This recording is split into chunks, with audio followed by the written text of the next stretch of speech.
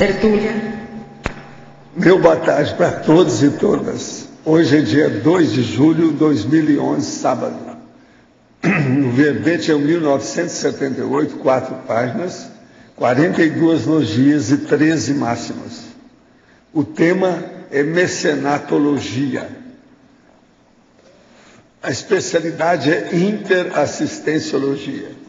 Quem redigiu o verbete com muito critério é a professora Adriana, que está aqui, firme. Cuidado com ela, que ela sabe tudo. Ela é caladinha, mas quando fala, liquida com o assunto. Definologia. A mecenatologia é a ciência aplicada às pesquisas teáticas do mecenato, o financiamento para o desenvolvimento da área específica do saber, das artes ou dos esportes, sem qualquer tipo de retorno ao financiador por parte dos beneficiados e as decorrentes repercussões evolutivas, grupo e policármicas, intra e extrafísicas. As ações de apoio financeiro à cultura, o apoio e proteção aos mais talentosos, o mecenato na condição de ferramenta de gestão estratégica para empresas, o mecenato demonstrando os valores sociais do mecenas. O mecenas visto na condição de parte da comunidade através da participação ativa. A caridade como forma de pseudo-mecenato social. O pseudo-mecenato religioso. O programa Amigos da Enciclopédia favorecendo a doação voluntária de recursos em prol da Enciclopédia da Conscienciologia. Eu li apenas alguma coisinha, tem mais de 20 linhas a fatologia. Os acordos proexológicos da intermissão pré-ressomática, os apoios prévios da paraprocedência, a falta de parapsiquismo para avaliar as repercussões do mecenato, a retrocognição como ferramenta para ampliar o CPC, que é o Código Pessoal de Cosmoética. Na argumentologia, nós temos aí a taxologia, com 5 categorias de mecenatos em ordem alfabética, de acordo com as aplicações do recurso financeiro. Na historiologia, nós temos 9 exemplos de mecenas famosos relacionados na ordem cronológica. Na remissiologia, nós destacamos entre os 15 verbetes, abertismo consciencial, altruísmo, assistência inegóica, consim large e qualidade da intenção. A frase enfática. A mecenatologia promove a libertação dos laços grupo-kármicos ou a interprisão, dependendo da lucidez do mecenado, da intencionalidade do mecenas e do nível de cosmoética de ambos. Você exerce o mecenato em algum nível? Qual a intencionalidade empregada? Se você é mecenado, está caminhando para o completismo ou desperdiçando este recebimento?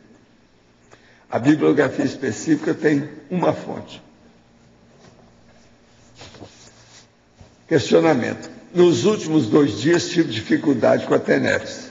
Não consegui manter minha cota de EV diária e o assédio parece criar uma sensação nova de teia de aranha sobre os meus olhos. Depois de muito EV, consigo novamente estabelecer a comunicação mais clara com os amparadores. O senhor poderia discorrer sobre essa importância do EV diário para a boa prática da TENEPS? Olha, o EV diário é muito importante e outra coisa muito séria é a pessoa colocar energia positiva em todos os conflitos que ela possa ter desenvolvido durante o dia. Isso deve ser feito diariamente, como a gente fala lá no manual da PENEPS. Agora, o EV ajuda tudo em matéria de parapsiquismo e ajuda também para a autodefesa, para a pessoa não ficar assediada.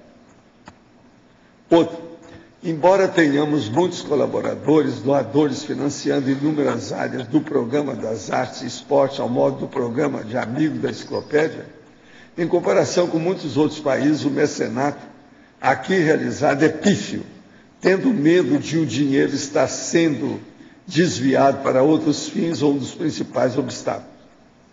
Até as campanhas de doação de sangue têm muitos resultados bem abaixo do esperado. Só se doa normalmente quando se tem algum parente necessitando e não de forma solidária. De que modo podemos mudar esses baixos índices do mecenato no nosso país, ao mesmo tempo tão rico e, por outro lado, tão pobre, até miserável? Olha, o problema é pôr a boca no trombone e explicitar essa realidade, fazendo à tarde o mais que a gente pode. Eu, do meu lado, faço exemplo, dou exemplo daquilo que eu posso, explicitando o processo dentro desse curso, de longo curso, diário, que a gente não cobra nada de ninguém. Isso já estou dando um exemplo. E eu acho que funciona, pelo que a gente recebe aqui, as coisas que a gente vê, funciona. Agora, para a nossa verbetógrafa, a professora, gostaria de perguntar à verbetógrafa, Adriana, sinergismologia, página 49, última linha. O sinergismo entre as mini-peças do maxi-mecanismo. Poderia ampliar? Eu acho que é o sinergismo mesmo no caso, por exemplo, da conscienciologia, do voluntário, né? A gente colocou até em fatologia, um exemplo seria de alguém que sustenta o outro para o outro voluntariar em tempo integral. Né? Isso pode ser positivo, que depende da intencionalidade. Então, tem um sinergismo também nessas mini peças de alguém que está ajudando o outro para fazer o voluntariado. Os amigos da enciclopédia, eu acho que é um exemplo de sinergismo também da mini peça do maxi-mecanismo. Eu vejo que os amigos da enciclopédia, ele não é uma forma de viabilizar que as pessoas sejam mecenas. Uma pequena contribuição, ela está ajudando o desenvolvimento da enciclopédia, que é o desenvolvimento da conscienciologia. Isso é uma forma de mecenato. Então, acho que são as mini-peças. Professor, a equipe de voluntários da conscienciologia na Austrália gostaria de agradecer a presença dos professores Tony Muscoff e Tatiana Mota em Adelaide, Sydney e Brisbane. Tony e Tatiana ministraram o curso de desenvolvimento para psique em Adelaide e tiveram a participação de 31 estudantes. Ficamos muito contentes com esse resultado. É a primeira vez que tivemos esse número de participantes em um curso na Austrália. Além disso, eles participaram conosco do festival Mind, Body, Spirit, em Brisbane, nos ajudando no stand, falando sobre conscienciologia e ensinando o estado vibracional aos participantes. É sempre um prazer receber nossos amigos evolutivos nesse empreendimento de intercâmbio interassistencial e intercontinental. Forte abraço a todos com as melhores energias. Equipe da Austrália: Hayley Wedderburn, Jacqueline Cohen, Jeffrey Lloyd, Kim McCall, Michael Vlax e Ana Paula Lage. Está o povo todo aí falando. Agora, gente, queria falar aqui para vocês sobre o ECP2, que eu tenho aqui a agenda de 2011. Evolui mais rápido quem se auto-organiza. Se vocês querem ver, a partir de julho até dezembro, tem tudo aqui com as datas e locais, etc. Isso é o ECP2, se alguém quiser ver. Agora, o ECP3, eu quero lembrar que vai ser feito de 16 a 18 de setembro, no Hotel Guanabara Palace, no Rio de Janeiro. O EPICOM é o Alexander Steiner. Então, veja bem, 16 a 18 de setembro, 2011 agora, desse ano. Uma outra coisa, Hoje vocês têm aí um grande compromisso para resolver. Vai ser fundada a Reconsciência, Associação Internacional de Pesquisologia para a Mega Conscientização. Vai ser às 19 horas, lá no Discernimento, no salão principal. Aquele que não foi lá vai ter que ver comigo. Esse aqui é uma nova IC muito séria. Reconsciência. 7 horas da noite, salão do Discernimento. Quem não for, vai ter coisa comigo, tá certo? Olha bem, porque eu posso puxar a orelha dos outros sem a pessoa perceber, aí fica ruim. Agora, eu queria falar uma coisa para vocês, que alguém me mandou aqui uns dados, que é uma pessoa de Ribeirão Preto, que está seguindo aí um processo aí de futebol com religião.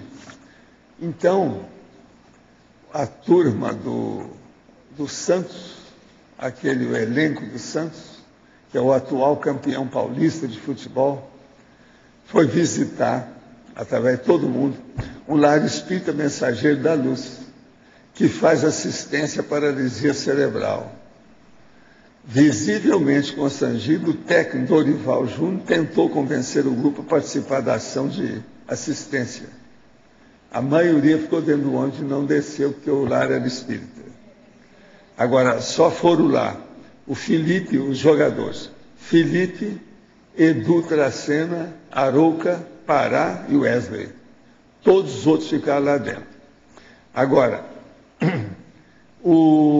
um cara que é um pastor da Igreja Batista de Água Branca, em São Paulo, o nome dele é Ed René Kivitz. Ele escreveu: no Brasil, futebol é religião. Então faz vamos dizer, concorrência, né, com as outras religiões. Agora, gente, todos os outros caras ficaram no ônibus. Robinho, Neymar, Ganso, Fábio Costa, Durval, Léo, Marquinhos, André. Todos ídolos, super aguardados. Ninguém apareceu lá. Agora, o nosso amigo pastor escreveu um artigo terrível, liquidando com esse povo. Sabe? Falando o processo da falta de disposição assistencial desse povo. Terrível isso. Agora, parece que está na internet, saiu nos jornais, tudo, inclusive o artigo dele. Vale a pena as pessoas verem. Então, vocês veem como é que esse povo de futebol não tem muito mega foco em matéria de assistência nem nada, só pensam neles. O negócio é seríssimo. Olha, em relação com aí, alguns jogadores no meio desse monte, todo mundo estava no ônibus, ninguém desceu do ônibus para ir lá. Vocês não acham isso? É terrível, né?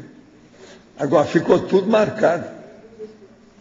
Pois é. Agora, veja, falta esportividade assistencial nesse povo. Agora, eu estou vendo que parece que chegou aqui um amigo meu, sabe, que eu já conheço há muito tempo.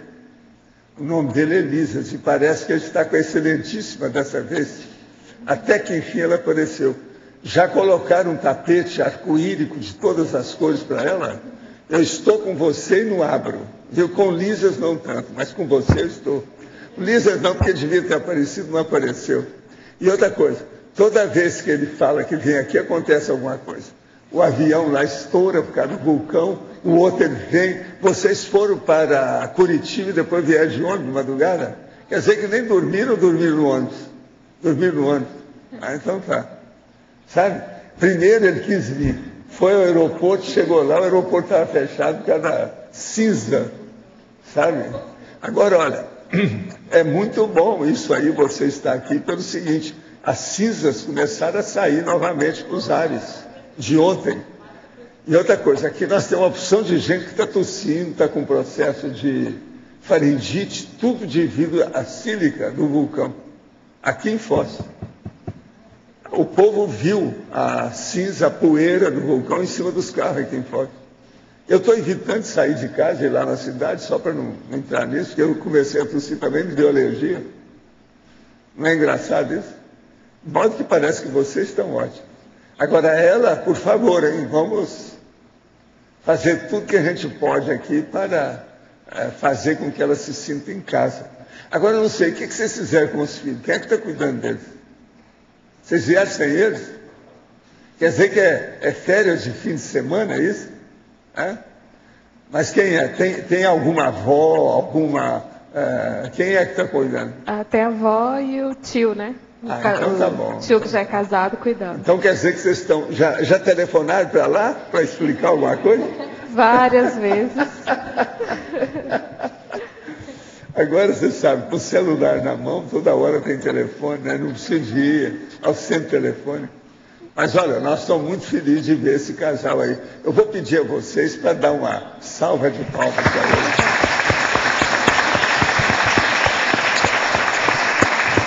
A maior dificuldade do homem aparecer aí, sabe? E agora, pela primeira vez, ele trouxe a excelentíssima. Isso não é fácil. Então a gente tem que registrar isso aí seriamente, sabe? Muito sério. Agora, gente, eu vou entregar então a nossa professora Adriana a vocês, para vocês acessar as suas baterias nessa direção. Ela está firme aí para ter a mecenatologia. Pode falar, João. Adriana, aqui na primeira página, na fatologia, na 7ª linha, de baixo para cima, tem escrito a interprisão causada pelo mimetismo existencial do mecenado, favorecido pela iniciativa do mecenas. Você pode falar mais sobre isso? A gente estava pensando, quando escreveu isso, na questão do... A pessoa está lá, ela não... a arte para ela, por exemplo, novamente na vida, seria um mimetismo, né? E como tem um mecenas que vai lá estimular, não, deixa aqui, eu te ajudo, eu vou te sustentar. Então o mecenas acaba criando uma interprisão sem querer, né? Não é questão não é de uma intencionalidade ruim, mas ao propiciar o mimetismo daquela consciência, né? Então aquele negócio, a gente está num ponto que intencionalidade só não é suficiente. Tem que ter discernimento, a gente acaba criando, pode criar interprisões por desconhecimento, né? Ficou claro? Ficou. E o que você vê, assim, atualmente, o que você vê que você acha que é de ponta, assim? A gente tem aqui os amigos da enciclopédia, que você cita aqui no verbete também. Mas o que você acha de ponta, assim, também na SOCIM, em matéria de mecenato? Na SOCIM? Isso. Eu acho que seria mais... O que eu penso que abaixo da conscienciologia, imediatamente, para mim, é ciência, né? Então, a pessoa que investe dinheiro no desenvolvimento, sei lá, na pesquisa de uma cura de uma doença, isso eu acho que seria vamos dizer, de ponta na SOCIM. Desenvolvimento da ciência em geral. Beleza. Obrigado. Adriana, eu queria entender um pouco melhor aqui na interaciologia, página 49, a interação assistente eclipsado assistido. Assistente... Ah, tá. É que quando a gente fala em mecenas, o ideal é que o mecenas não apareça, não é esse o objetivo, né? O objetivo é do que o assistido apareça. É ele que vai divulgar o que ele está descobrindo, o que ele está desenvolvendo, a ciência, o arte, que seja. Então, nesse ponto, o assistente fica eclipsado, nesse ponto de que não é ele que vai aparecer. Entendeu? Quem vai aparecer é o assistido, é quem ele está, de certa forma, sustentando. Ele está ajudando, mas ajudando, assim, na retaguarda, né? Tá bom, obrigada. Bem? Adriana, aqui no ar. Na página 49, parafatologia, o segundo item. Os acordos proexológicos da intermissão pré-rissomática. O que você pensou quando você colocou esse item? Eu pensei na questão mesmo quando você está lá no intermissivo, de você entrar no acordo, olha, pode deixar que eu cuido da parte financeira e você se preocupe em produzir, digamos assim. Existem algumas pessoas, não só na Conscienciologia, outras que têm a liberdade de ter voluntariado em tempo integral, por exemplo, enquanto é uma pessoa que sustente. Eu, em particular, antes de estudar mecenatologia, eu não olhava isso com bons olhos, né? Eu sempre achei que a gente tem que ir à luta, a gente tem que conseguir nosso dinheiro. Mas às vezes não, às vezes até a necessidade do assistido, do mecenas, de fazer essa assistência, de uma dívida que ele está tendo, por exemplo. Ele tem uma dívida do passado com aquela consciência, e ela vem aqui nesse intrafísico, não, pode deixar, que lá você não vai ter que se preocupar com isso, vai se preocupar com outras coisas, com outro tipo de produção, e não em ganhar dinheiro. Certo? Então, que é a parceria, né, que você colocou. É uma parceria, um acordo feito no intermissivo de como é que seria aqui.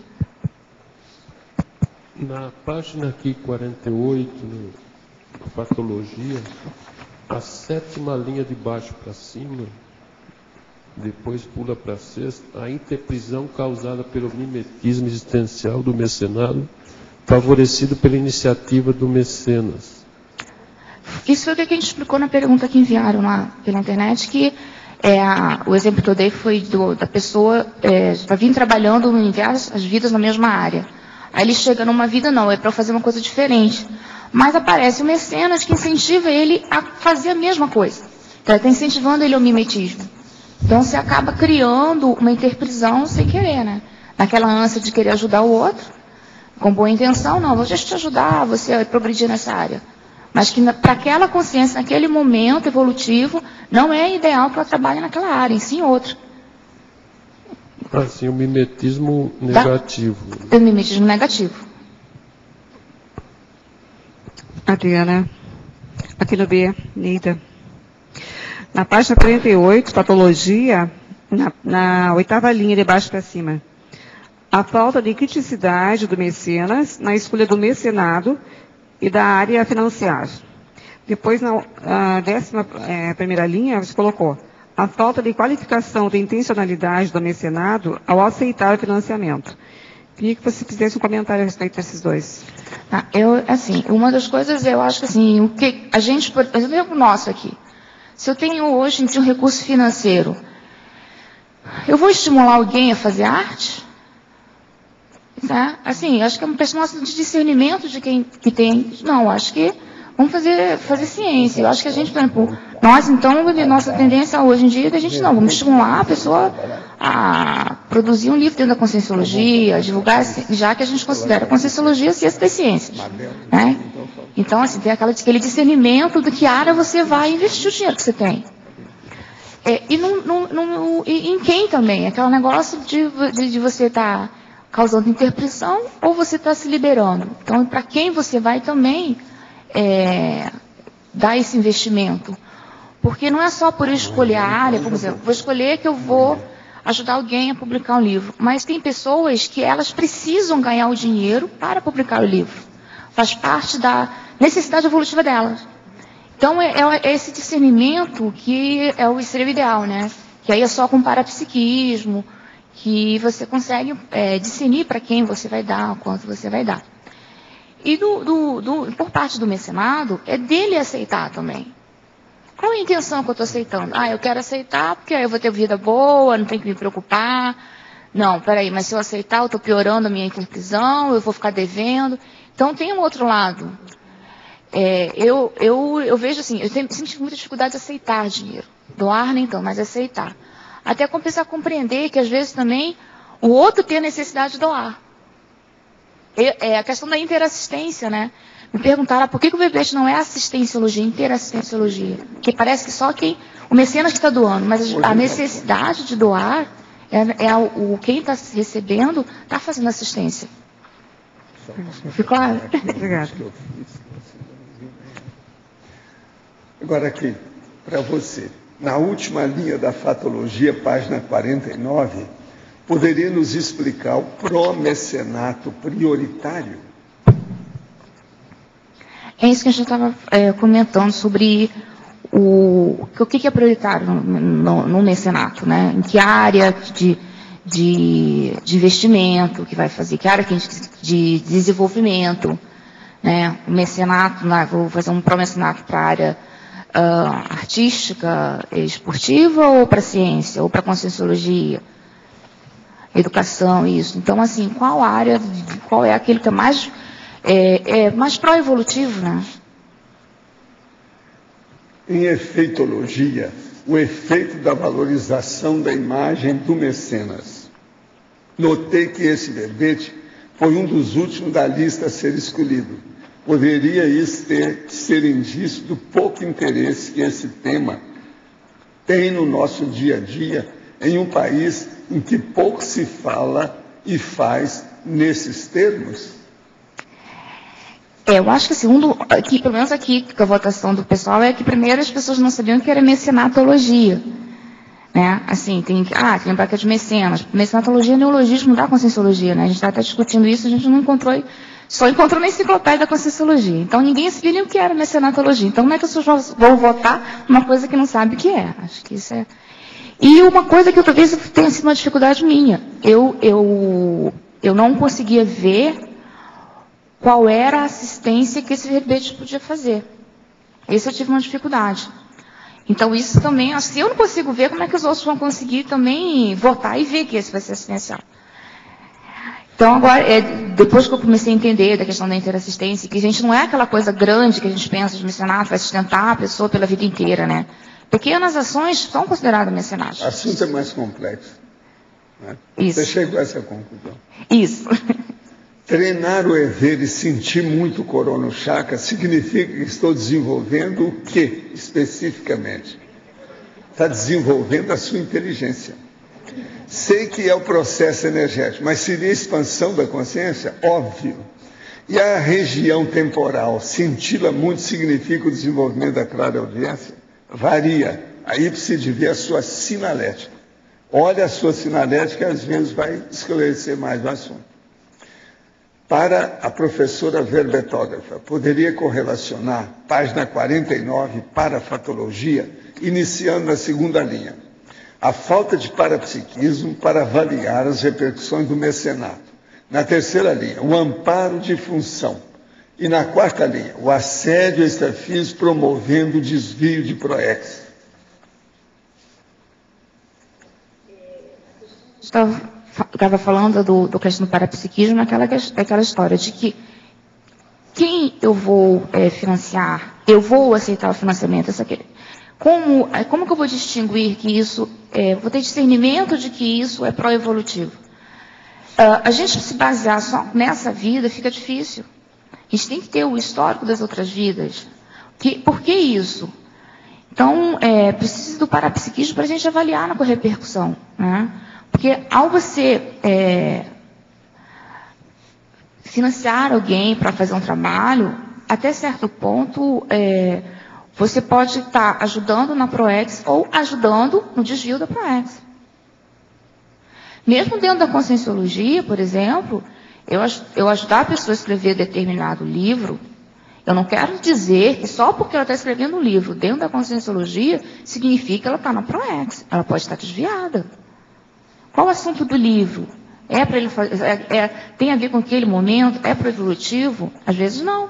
Às vezes ela pode estar escrevendo, investindo um tempo que não é pro-evolutivo para ela. Então, assim, sem o parapsiquismo, fica difícil tanto você decidir para quem você vai ajudar, como também para a pessoa que vai receber.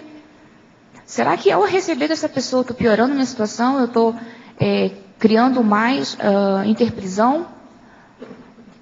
Então, acho que assim, tudo isso está no mesmo pacote, essas três frases.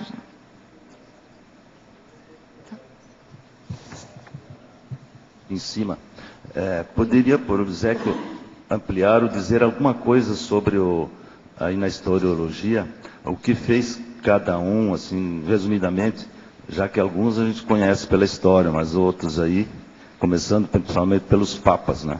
Porque o mecenas a gente conhece de antigamente. A maior parte deles, o Papa Alexandre, o Papa Leão, investiram mais na arte. Tá? Chegando já em Assis Chateaubriand, já comecei a investir um pouco mais em educação, mas quase sempre, porque o mecenato ele começou mais pelas artes, depois foi se expandido para a ciência, e mais recentemente para o esporte, para a educação. Então, quanto mais para trás, mais arte. Quanto mais para frente, mais para a educação e para a ciência. O Assis Chateaubriand, se sabe que comprava bastante telas, né? Eu não lembro, arte. se lembra? O Assis Chateaubriand. Eu me lembro da parte de educação e também de arte, mas não me lembro especificamente, não. Mas eu acho que é arte. É arte também. Grato.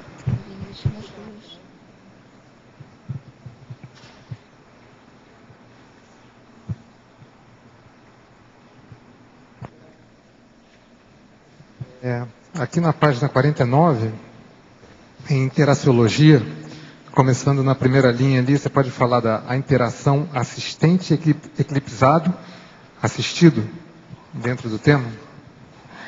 Aquilo que a gente estava falando agora, que é a questão do... Quando você fala em mecenas, quem aparece é o mecenado, né? É o assistido que vai aparecer, não o assistente. Quem financia não aparece. Você vai financiar um livro, você não vai aparecer. Quem tem que aparecer é o autor, por exemplo. Então, é quem está desenvolvendo ou a ciência, ou a arte, é ele que vai aparecer, o assistido. O assistente, não. Aí ele vai ficar lá, né? Ele vai ser aquele apoiante, não é isso? Aquele que não vai aparecer. Que a Rosa está falando para lembrar aqui, para distinguir do patrocínio. Que quando a gente fala em patrocínio, o objetivo é ele aparecer. Quem está financiando aparecer. Enquanto no mecenas, não. O objetivo do mecenas não é aparecer. É que a outra pessoa se desenvolva. Certo, João Paulo? Oi, eu teria duas questões. A primeira é que eu fiquei meio assim, curiosa, quando você disse que custou a ver o lado assistencial do mecenato, uma vez que é um verbete com a tematologia, interassistenciologia. Né? E a outra, eu queria que você falasse mais um pouco do para-dever do mecenas, como você vê o para-dever do mecenas. Tá. Uma coisa é você compreender, eu não sei dizer, você compreender que isso é uma interassistência entre eles. Outra que eu não conseguia ver é como o verbete ia ajudar as outras consciências. Entendeu? O que eu vou trazer de informação que vai ajudar uma pessoa? Que há uma interassistência entre aquelas duas consciências, o mecenas e o mecenado, isso para mim era claro. Mas como o verbete ajudar as outras consciências e que não estava claro. Aí foi aquela história que o professor falou, que é a coisa mais profunda, não é só isso. E não é só aquela questão de você financiar a pessoa desenvolver, né? E aí acho que depois veio a ideia dos amigos da enciclopédia ser uma forma de viabilização de um mecenato. É um pequeno mecenato, mas não é? É isso que a partir disso que está sendo construída a enciclopédia. Então, quando eu consegui ampliar a ideia de mecenatologia, que eu fui entender que o verbete podia ser assistencial também, entendeu? Em relação ao para-dever do mecenas, é aquela questão de que, duas coisas. Que às vezes ele é mecenas por necessidade. Ele tem uma dívida, né, com aquela consciência, e é uma forma de pagar essa dívida, digamos assim. Outra é que a partir do momento que você se compromete com aquela consciência, que você vai ajudá-la no desenvolvimento de uma área, e aquela consciência está trabalhando, eu acho que o mecenas passa a ter um dever, um para-dever, de continuar. Eu não posso simplesmente mudar de ideia, não quero mais. Não vou mais, entendeu? Então, a partir do momento que você entra num acordo, os dois têm um para-dever, no fundo. O mecenato de concluir o trabalho, né? Afinal de contas, ele está tendo um grande recebimento. E o mecenas de concluir também, de ir com ele até o final, de apoiar até o final. O que a verbetógrafa acha das leis de incentivo à cultura ao estilo da Lei Rouanet? A questão do problema não é a questão da lei, o problema é como as pessoas usam a lei, né? Eu acho que a lei, de certa forma, ela tira um trabalho, digamos assim, do governo e faz com que as empresas façam o serviço do governo de apoio, né? Mas com isso, as empresas deixam de pagar um certo imposto. Agora, como toda lei no Brasil, as pessoas abusam. Então, assim, ao invés das pessoas usarem para promover a educação, ou de uma música, sei lá, uma música erudita, uma coisa de mais alto nível, a gente viu os escândalos que tem tido com os artistas brasileiros de renome, que não precisariam da Lei Rouanet, e estão usando a Lei Rouanet para fazer sua homepage, para ganhar dinheiro fácil.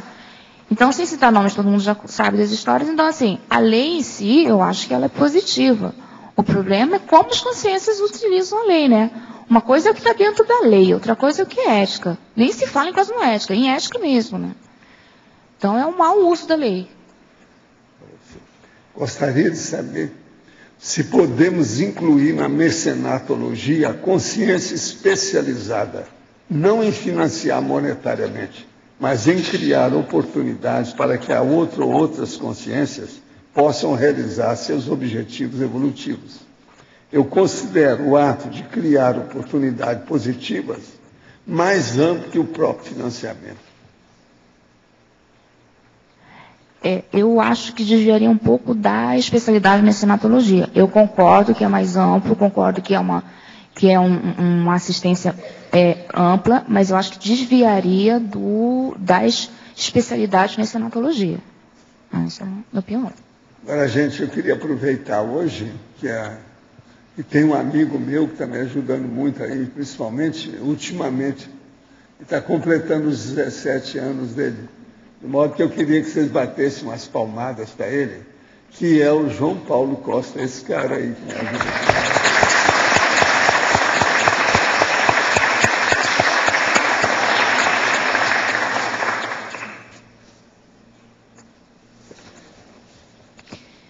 Por favor, você pode comentar na interaciologia, página 49, a última interação?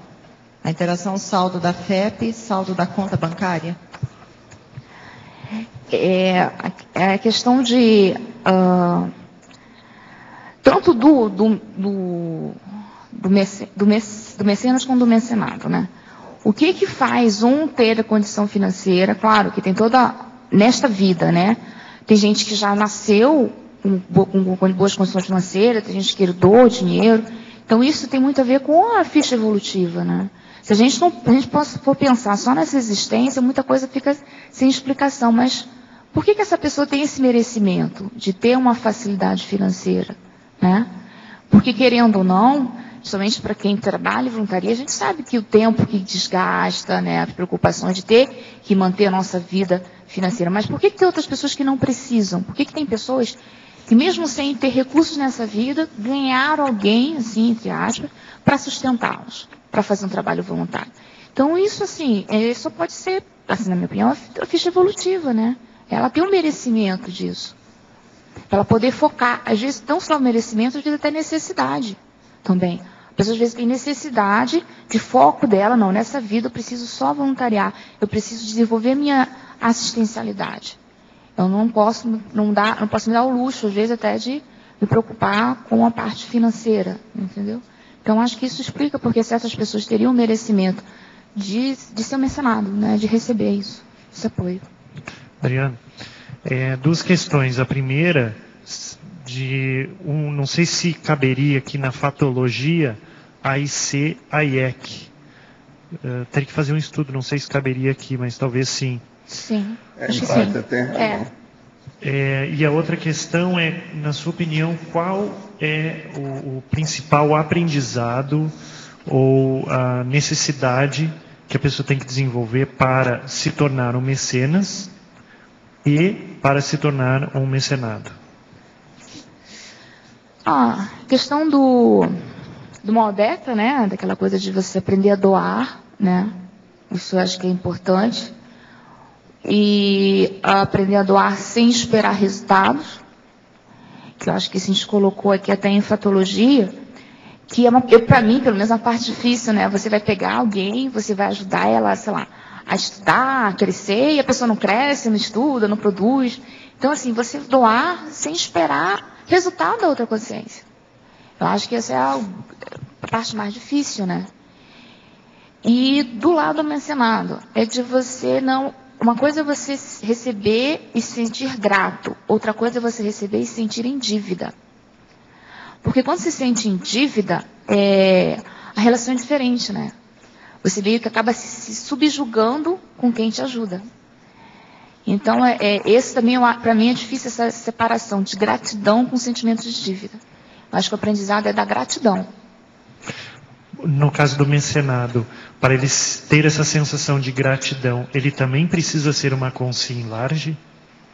Eu acho que sim, né? É meio que causa e efeito, né? Porque se é do mesmo modo que para ela receber uma coisa ser tranquilo, para ela doar tem que ser tranquilo. Senão ela vai achar estranho, digamos, entre aspas, esse recebimento. Se para ela é difícil doar, como é que ela vai receber? Ela vai achar que ela está recebendo muito, assim, digamos, não pode ser, vai ficar com dívida. Eu quero chamar a atenção que no levantamento que eu fiz aqui no verbete, ele tem 13 Sesc Pedais, palavras, tem 5 siglas, e ele tem um aspecto interessante, são 7 ocorrências sombrias que rondam o processo da mecenatologia. Eu vou falar 7. O pseudo-mecenato, que pode ser social ou religioso. O desperdício indireto de dinheiro público devido ao mau emprego das diretrizes do mecenato. A interprisão grupo kármica de várias facetas. A ectopia existencial ou afetiva do mecenas. A falta de gratidão, que é a ingratidão do mecenado com o mecenas. E também o sentimento de dívida do mecenado para com o mecenas. E, por último, o assédio extrafísico, que promove o desvio da PROEX, que envolve o processo. São 7 itens mais sérios, sombrios do assunto. Adriana, na historiologia, na página 50, na página 51, no caso, né, você coloca ali, como já foi comentado, até o século XX, porém se não cita os grandes bilionários agora, que estão doando suas fortunas, porque você considera isso mais politicagem, politicologia, ou seria também mecenato? A gente estava considerando isso como mais aquela parte mais de pseudo-mecenato social. Porque a maior parte deles é aquela coisa de assistencialismo. E pela definição de mecenatologia, é de promover o desenvolvimento de alguma área. Então, ontem mesmo eu estava vendo todas as pessoas famosas, a maior parte é de assistencialismo, né? De doação de dinheiro, de comida, então, assim, não tá focado no desenvolvimento. Porque parece que há uma febre entre esses bilionários agora, tipo Warren Buffett, o Bill Gates, o próprio brasileiro que está no oitavo aí, que é o Ike Batista, né? Agora isso devido ao imposto de renda. E aí existe... Muita coisa de fundação é imposto de renda, é desvio do processo, que não tem outra coisa. Muitas vezes ganha um negócio que eu falo, a pessoa quando aposenta, está na UTI, ela tem que deixar tudo, porque não tem jeito de carregar, então ela começa a fazer doação, que é justamente a mecenatologia, o contrário aí dessa situação toda positiva, é o da inversão existencial. Em vez da pessoa esperar ficar rica e entrar na aposentadoria, ela começa a fazer assistência jovem. Isso aqui é o processo da Simbex. Então muda tudo. No caso de um bilionário desse, até mesmo no caso do Bill Gates, vamos supor, em apoio a processo como conscienciologia, né? Nesse caso, seria um mecenato ou seria também a mesma questão? Nunca aconteceu isso. Nós nunca recebemos nenhum processo de mecenato assim, nem municipal, nem estadual, nem federal, nem internacional. Mas vamos supor, né, pessoal, pode acontecer no futuro. Se vier a exceção que a gente está esperando, que eles vejam que nós existimos. Até agora ninguém viu. Agora vejam, me perdoa o mau jeito, mas isso é imposto de renda. A pessoa tem que dar um jeito para descontar, porque senão o lucro dela vai cair. Esses caras todos estão fazendo isso. E agora estão fazendo na base de grupo, né? Estão fazendo um clube, que é esse que você falou aí, os nomes. Já chegaram e fizeram até, você sabe, entrevista grupal na televisão para mostrar isso. O próprio Warren Buffett está usando a própria fundação do Bill Gates para fazer as suas doações também. Agora, de qualquer maneira, vamos e venhamos. Isso aí é uma grande evolução. Você tem que lembrar, por exemplo, que ela aqui estudou tudo, mostrou 9 séculos. Não tem nada entre o século II e o século XIII. Tem nada. Que aqui, onde está escrito 13, aí não é 14 e 14, esses dois. Então, do 2 até o 13, ela não achou nada bom para citar. Então, se hoje, no século XXI, já tem esses caras que já estão falando alguma coisa, já é, né?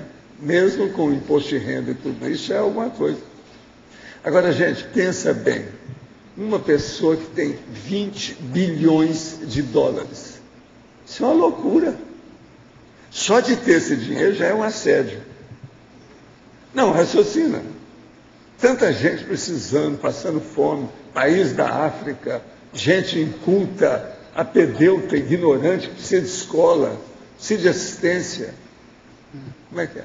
Carlos E Slim. esse povo todo, eu não queria ser uma pulga na cabeça deles.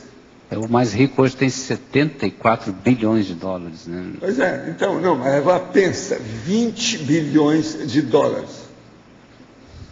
É muito dinheiro dentro dessa condição toda. Como é que fica isso? Vamos pensar bem. Como é que fica? Esse povo todo tem problema, né?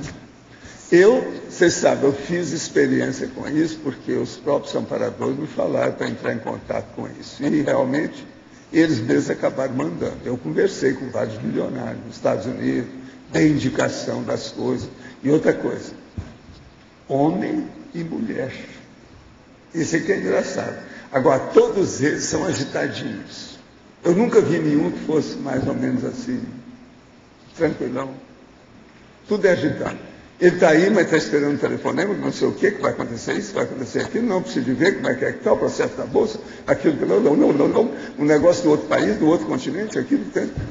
Todos eles com quem eu tive contato, todos eles estavam assim. Eu não vi ninguém harmonizado, com equilíbrio, sobreparando o processo. Então, eu penso que isso aí é um problemão. Né? Tem muito mais assédio do que amparo nesse caso, né? Pois é. Não é fácil. Agora, esse estudo, ela começou o estudo. Isso aí tem muito mais coisa para nós estudarmos. Não é só isso, não. Tem muito mais, você sabe. Adriano... Agora, você podia escrever um livro sobre isso. Então, você está com tudo na mão. Vale a pena.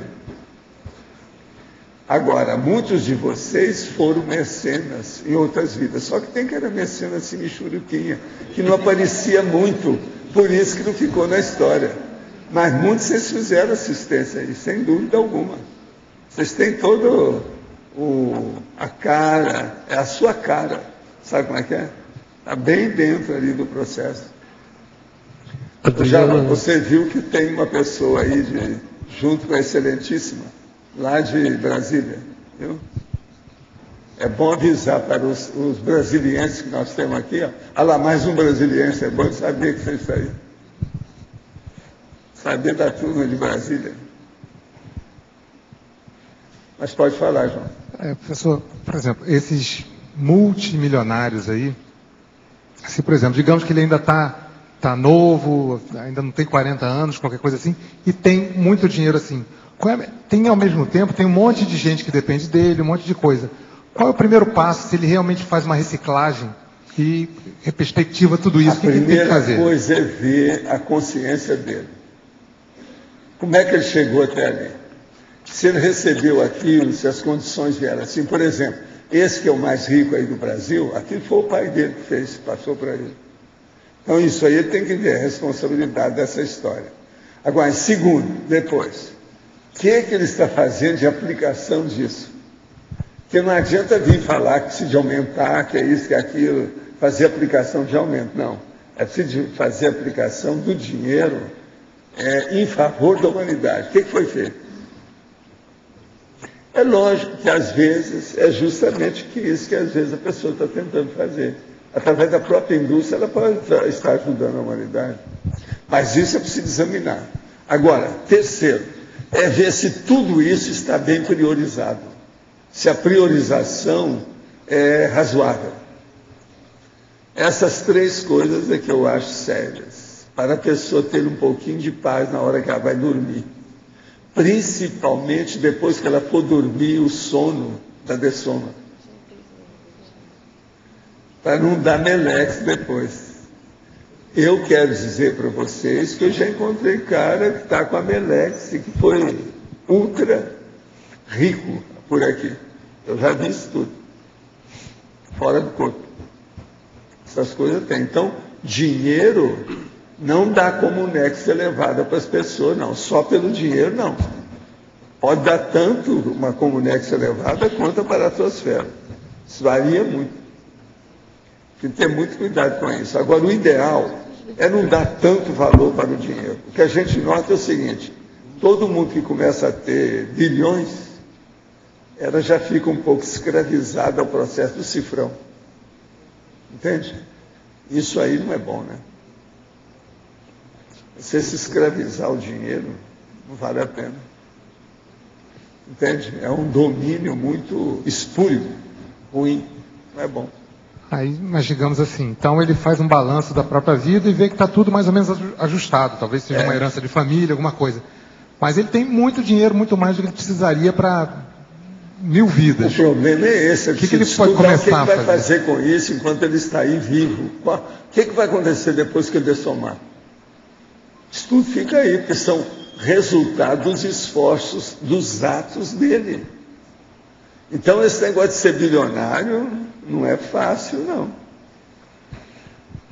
É muito mais complexo do que a gente pensa à primeira vista. De modo que ser mecenas é uma bênção para a pessoa. É a oportunidade que ela tem de ajudar os outros. Agora, é preciso ter assessores financeiros, econômico financeiro, saber bem a qualificação do que ela faz com o dinheiro. O dinheiro salva e mata. Depende do modo de aplicação. Modus operandi, modus faciente. Então, é o dollar sign, que é o cifrão. Isso tudo é importantíssimo. É de saber. Valdo, dentro dessa mesma linha, letra B, dentro dessa mesma linha de pensamento, poderia dizer que se o dinheiro ele é energia, logo o bilionário ele tem mais ferramentas, condições de fazer muita assistência, porém não usa. E ele tem umas coisas difíceis, né? Por exemplo, um bilionário, ele não vai viver igual você ou eu. Que nós somos soltos, leves e livres. Ele não.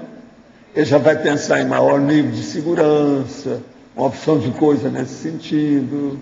Ixi, aí tem um monte de condições. Vou comprar um avião a jato, não vou manter o avião particular, é um problemão. Mas, em compensação, ele andar também vamos dizer, nos aviões de carreira normais é outro problema. De modo que os problemas começam a ficar cada vez mais avantajados. Ele não tem mais a liberdade que poderia ter. Entende como é que é? Então, isso tudo a gente tem que ponderar bem aí para ver como é que é. Eu tive contato com esse, mas nunca encontrei um desses que fosse super. Eu estou falando vivo. Já encontrei fisicamente, teve até um que me ajudou, que era um judeu. Mas agora, fisicamente, eu nunca encontrei um que desse vontade de ficar com ele, que é um amigo igual que eu gosto de ficar com vocês. Não me deu vontade de ficar. Não valia a pena. O holopensene estava um pouco perturbadinho. Então é muito difícil isso aí, né? Você já pensou o tanto de requisições que tem em cima da pessoa que tem $1 bilhão? Como é que fica? É muita coisa, todo mundo está assestando as baterias. Não é processo de inveja, não. Isso é bobagem do mundo, da plebe. Sabe como é que é? Os pés de chinela que pensam muito em inveja, situação bobagem. O negócio aí não é isso, não. É pressão mesmo em cima do problema. É negativo. Fazendo a relação do dinheiro com trafores, assim como existem consciências com trafores que desperdiçam o uso dos seus trafores, a pessoa com dinheiro... aquelas que são doadoras. Então isso aí também é importante, é o large. Então é isso que é. A maioria que fez curso intensivo é porque já veio como large em outras vidas. Nós não temos aqui muito unha de fome, sabe? Cara que faz a unha aqui, por cima da mão, não, mão fechada. A maioria aqui tem tendência, por isso é que tem o voluntariado. Se não fosse, não, faz a unha por cima aqui, das costas, do dorso da mão. Entende que é tudo unha de vaca, mão de vaca. Agora, aqui nós não temos muito disso. A maioria é large, já sabe abrir a mão. Que não é fácil isso aqui. É aquilo que o americano fala de colocar a mão no bolso. Ele tem facilidade de pôr a mão no bolso, mexer na carteira. As pessoas, isso é o curso intermissivo. Agora, eu penso que muitos de vocês foram para o curso intermissivo devido a esse para fora. Isso é muito sério a gente pensar. Por isso que tem tanto voluntariado aqui conosco. Senão não teria. Gente, olha o total que nós temos aqui das pontuações. Eu vou ler para vocês. Um dia desse eu li. Pontuação do CAEC, balanço, portfólio e status. No dia 20 de junho, agora que foi feito isso. Eu vou ver só o povo, presta atenção. 608 voluntários residentes em Foz, de acordo com as ICs. 174 voluntários do CAEC em Foz. Nós aqui temos 174 voluntários. Se fosse chamar os voluntários nossos do CAEC, todo dia isso aqui ia ficar cheio. Todo dia. É que o povo está trabalhando, nós não queremos que eles estejam aqui. Se de cada um esteja no desempenho da sua função. Não é isso? Agora, tem 51 autores do Holociclo publicados. Tem 101 professores em Foz. Tem 64 empresários da comunidade. Tem 65 psicólogos da comunidade. Tem 38 médicos da comunidade. Tem 31 engenheiros da comunidade. Tem 18 administradores da comunidade. Tem 22 advogados da comunidade. Tem 13 biólogos da comunidade. Como é que fica isso? Agora, eu não sei quantas equipes técnicas nós temos lá em cima. 51 equipes técnicas que estão nos ajudando para fazer enciclopédia, que são lá do Holociclo. Então, vocês pensam, esse voluntariado é impressionante. Outra coisa que é impressionante nisso, que é bom você pensar, todos esses grandões que tiveram aqui, internacionais conosco e alguns nacionais, a maioria não admite que nós fazemos estudo aqui na base de voluntariado, que eu considero uma ignorância absoluta. Agora, isso é desde o cara que é um dos maiores jornalistas da China, que esteve aí comigo, até reitores aqui nossos de universidade, professores de universidade do Brasil, eles não admitem que isso seja. Eles acham muito estranho. Agora veja, eles estão acostumados a receber milhões para fazer os trabalhos deles do governo, tudo que a gente está dando. Agora aqui não, nós damos diretamente, fazemos as coisas, é o voluntariado. Então esse processo de voluntariado também é muito sério, junto com, no seu livro você tem que fazer um capítulo só de voluntariado. Não é verdade? Eu acho que não tem jeito de fugir disso. Agora, o voluntariado hoje, ele é outro nível, como nunca existiu. Esse nosso, por exemplo, ele é ao concurso. É sui generis, ele é fora de série. Vale a pena pensar nisso, o modo que nós fazemos aqui. E o melhor da história, falou em voluntariado conosco, ninguém admite nada. Agora, isso foi desde o início. Em 1900, só para falar um fato, em 1995, eu vim para cá, falei isso tudo, os milhões de dólares que nós íamos gastar para fazer aqui um bairro e ajudar a fazer a cidade universitária aqui, todo mundo riu de mim, achou que eu era visionário, etc. Quantos anos se passaram para eles admitir? Hoje tem uma boa parte deles que admite, Foz já admite, sacou toda. Até o nosso prefeito admite, coisa que ele não admitia. Ele foi um dos primeiros a fazer entrevista comigo, porque vocês sabem que ele é da mídia, né? Ele tem empresa da mídia. Então ele veio e fez uma entrevista. A Graça, minha mulher, tirou foto dele e eu dando entrevista. Aqui no meio do mato, isso aqui era tudo mato. E ele tirou, foi tirada a foto aqui. Naquela ocasião também não acreditou, ele mesmo falou depois, nós ficamos sabendo. Agora, com o tempo, ele reconheceu. Então veja, o voluntariado, a pessoa precisa de vir, reconhecer, vivenciar ou conviver com o povo dos voluntários, para ela admitir como é que funciona.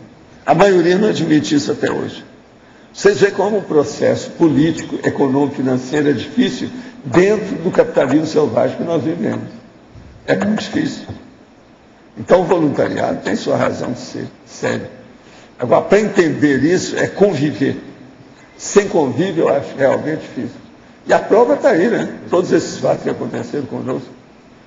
Hoje nós já estamos num ponto que não estamos tranquilos, não estamos sentindo realizados em nada ainda, tem muita coisa para ser feita. Mas já não é mais do jeito que era há 16 anos, aqui em Foz. Adriana, voltando a essa historiologia, é o seguinte, o verbete lá na definição, ele diz que o mercenato, ele não tem qualquer tipo de retorno, né, do financiador, tal, quer dizer, ele, em suma, ele é positivo, né?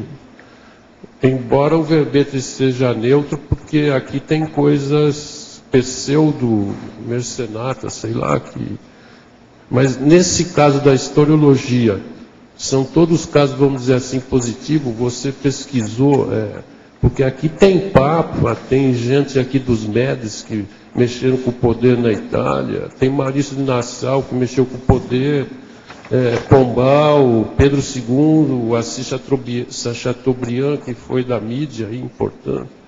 Todos eles não houve interesse. Agora, por exemplo, tem uns desses aqui que são difíceis. Tem um deles aqui que eu conheci, que é o Assis Chateaubriand.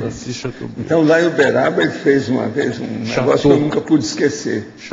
Eu estava na arquibancada, assim, igual vocês que estão aí na arquibancada aqui do Tertuliário, eu estava na arquibancada do processo do desfile do gado, da exposição de Zebu e Uberaba. Ele desceu para ver um gado que estava interessado, estava fazendo negócio com outros camaradas. Aí lá no meio, um camarada que estava lá perto de mim, na arquibancada, fala com ele. Então, doutor Assis, doutor, como é aquele processo? O que os jornais vão falar sobre aquilo? Ele vira para ele e fala assim, o que você quer? Fala a favor ou fala contra? Ficou por isso. Então vocês vejam como é que ele tinha o problema de mídia, como é que ele pensava nisso. Agora ele ajudou muita gente, sim. Fez até um condomínio acionário, uma opção de coisa dentro do processo dele. Mas depois que tudo desagregou. Entende? Agora, que é interessante a gente pensar nessa personalidade ela. Outra coisa, vocês sabiam que ele chegou a ser embaixador na Albion, quer dizer, em Londres, perante ele, que era um cara que era lá do Nordeste, e foi embaixador. Então ele fazia muita questão daquilo, ele baixinho, cheio de vida. Entende? Apareceu perante a rainha da Inglaterra. Então, ele ajudou, mas era uma personalidade difícil dentro dos processos dele com a coisa toda. A pergunta é, todos esses como mecenas, embora sem ser mecenas, eles tiveram problemas. Agora, na condição de mecenas, eles vão dizer se foram positivos? Não, assim, a maior parte daqui investiram em artes, tá? Até certo ponto, positivo para a época. Só que teve uns, por exemplo, que investiram também na religião, e a gente chama de pseudo-mecenato religioso, né? Uhum. Porque a religião, você não está querendo desenvolver nada, você está querendo arrebanhar as pessoas. Então, tem um lado negativo de alguns, porque somente os papas, eles investiam também na igreja, para arrebanhar mais. Então, eles têm esse negócio meio ambíguo, né? Nem sempre é positivo. Agora, a questão de ser neutro é que mecenatologia é uma especialidade, a especialidade é neutra. Né? Agora, por definição, o mecenato não deveria esperar algo em troca. Não, isso não quer dizer que, dependendo da consciência, e alguém vai esperar algo ou está fazendo por segundas e terceiras intenções. Né?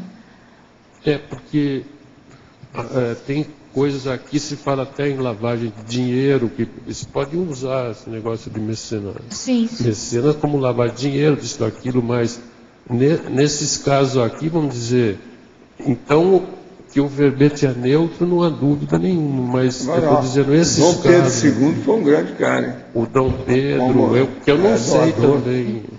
Esse foi fora de série. Eu não sei os detalhes. Agora, os Médici foram fora de série. Seus parentes lá, os Médici. Seus parentes naquela ocasião, o que é que se passa? Eles foram grandes caras, mas tudo era na base da arte, e eles dominaram praticamente a Europa durante 300 anos por causa disso. Então, isso aí tem que dar um desconto. 300 anos, quem é que eram os ditadores de tudo lá, da ideia? A Tudo Médici era ele. dominou, né? Todos seus parentes. Os Médicis. Pois é. Então tem que dar um desconto nesse Não, povo. tudo bem. É só para analisar a coisa. Estou entendendo, mas, por exemplo, o Nassau também deve ter sido de arte.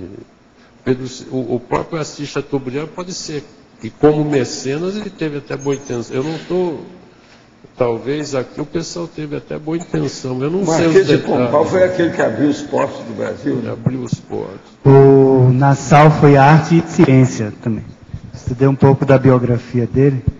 Ele foi tanto a parte, claro, a parte artística era mais ressaltada, mas também em ciência, os primeiros levantamentos científicos que tiveram no Brasil. Mas eles queriam conquistar o Brasil, né? Não, também, né? Eu não posso esquecer disso. Também. Mas se a gente for olhar a história para trás, tudo vai ser negativo, mas para a época eram ações positivas, né? Correto. Professor, aqui Adélio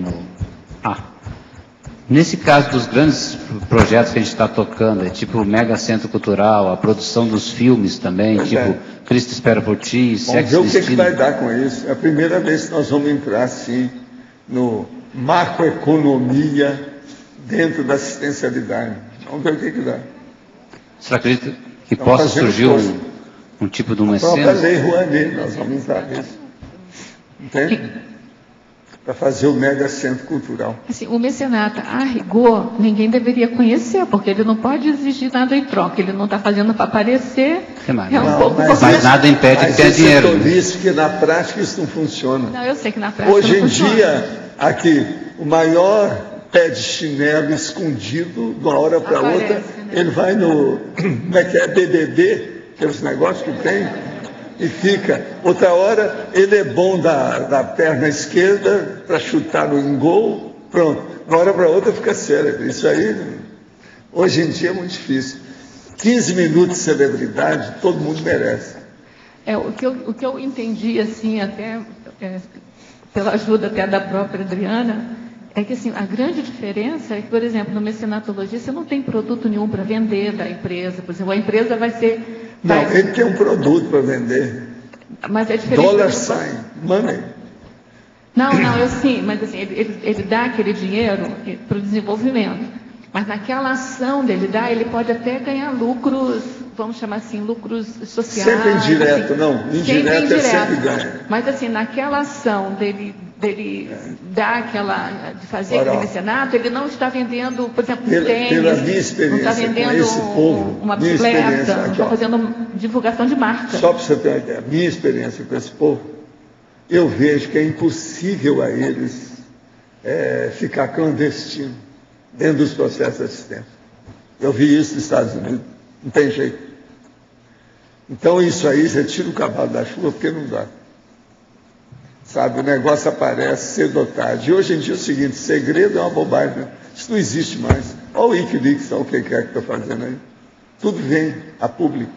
Vai ser vai acabar sendo mais patrocínio do que mecenato. A maioria é patrocínio. E outra coisa, hoje, do jeito daquele povo que você estava falando aí, o Bill Gates, o Buffett e outros mais, isso tudo aí é fundação e imposto de renda. Isso é negócio. Esse é mais um negócio de cada um deles.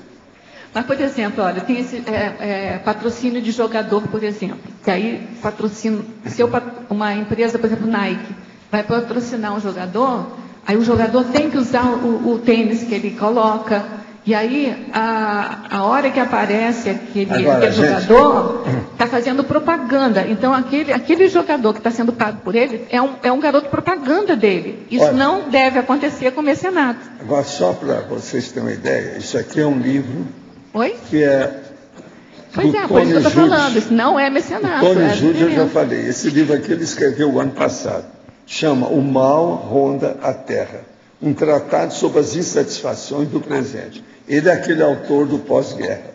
Eu vou pegar só um trechinho de um capítulo dele, que ele fala sobre, vocês me perdoam a palavra, mas está escrito aqui, abundância privada e miséria pública. Está escrito.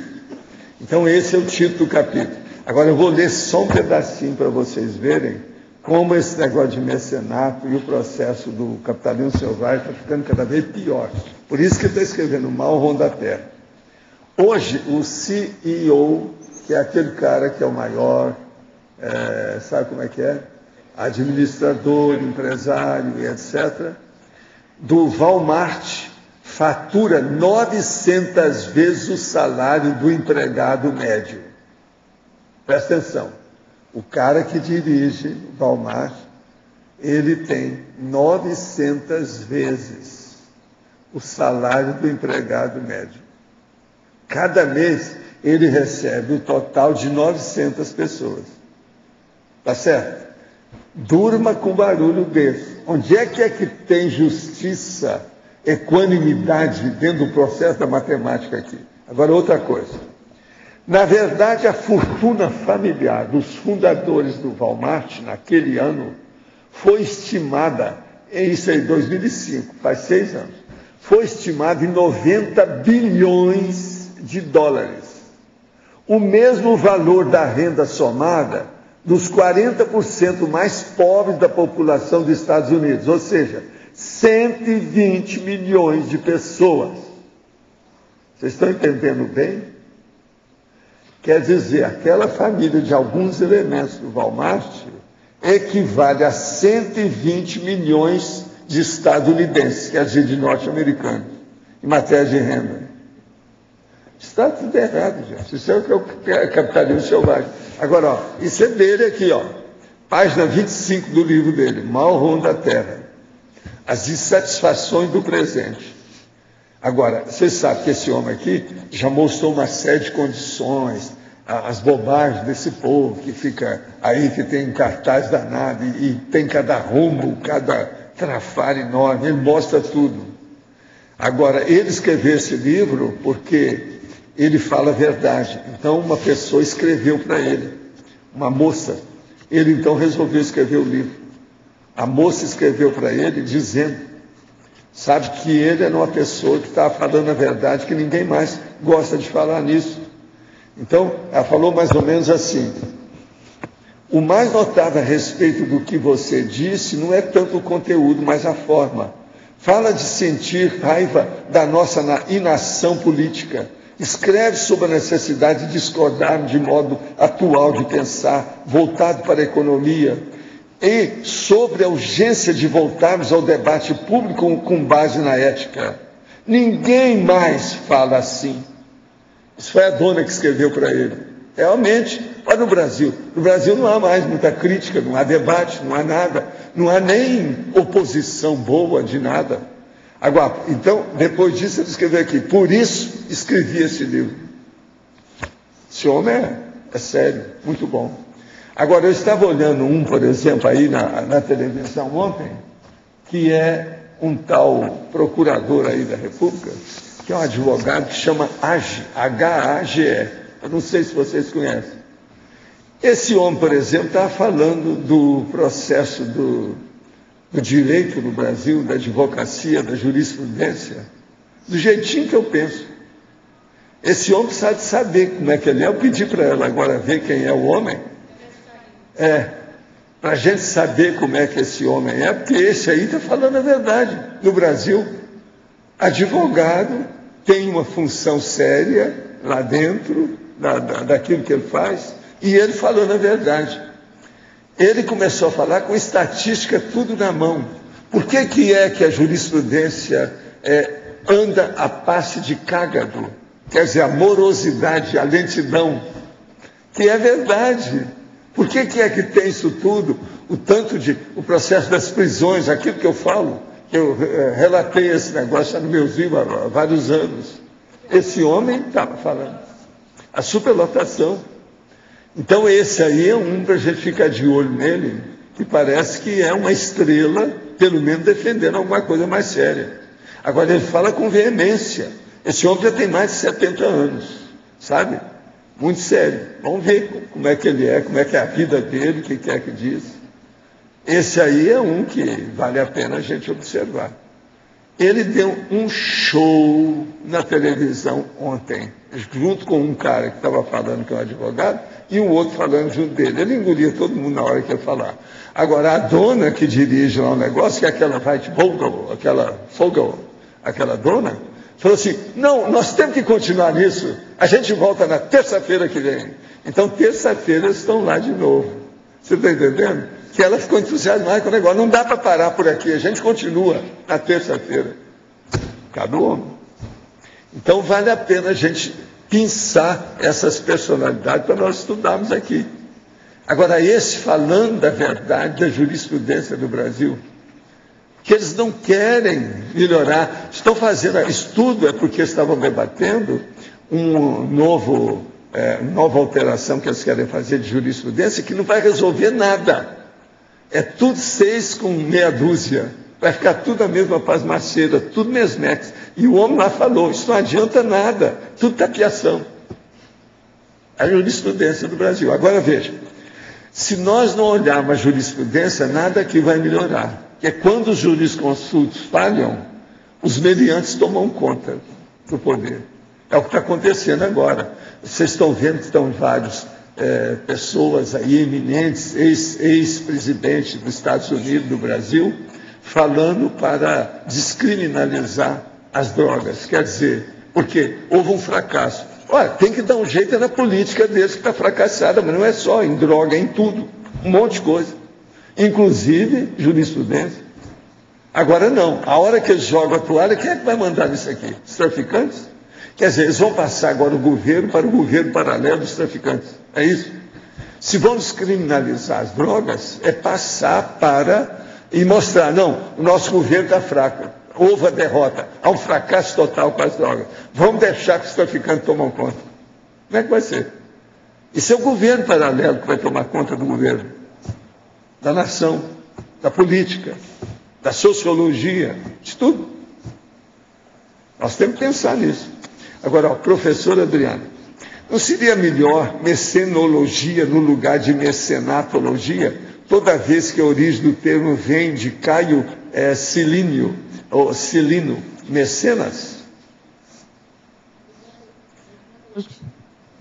Não, ligado. Mecenologia ou mecenatologia? Mecenatologia já é um termo que está sendo utilizado já na enciclopédia da Conscienciologia. Nós já usamos há muito tempo. É melhor para chamar a atenção. Agora aqui, no mundo atual, com 7 bilhões de habitantes e em crescendo ininterrupto, uma das notícias em foco é a do médico sueco que pretende, com a sua equipe da Universidade de Gotemburgo, fazer o transplante de útero a uma mulher de 56 anos para o corpo da sua filha de 25 anos, portadora de uma síndrome. Vale a pena correr o risco de uma cirurgia de um órgão que não é vital, essencial para a sobrevivência da paciente e que pode levar a paciente à morte? Eu acho que é uma besteira enorme, é igual barriga de aluguel, é outra bobagem imensa. Quem está perguntando é o médico. O que você acha disso? Dê sua opinião também. Você está estudando mecenato. É um ato egoísta, né? A pessoa está querendo o quê? Só gerar um filho. Eu estou colocando em risco a vida dela, pro êxito. De duas, né? De quem vai doar e dela. É um ato egoísta. Agora, as mulheres perdem o bonde e depois quer pegar na frente de qualquer maneira, né? Passou a hora, etc. Tal, elas querem entrar depois naquilo. É uma loucura. E os médicos querem ganhar dinheiro, aqueles que são dinheiristas, arranja tudo quanto é órgão, tudo quanto é cirurgia que pode fazer. Vamos ajudar, não, vai melhorar a esperança da pessoa, vai dar muita alegria para ela. Mata uma porção, né? E dá alegria para um ou outro. O negócio é sério. Agora, a Universidade de Gotemburgo, lá na Suécia. Sai dessa.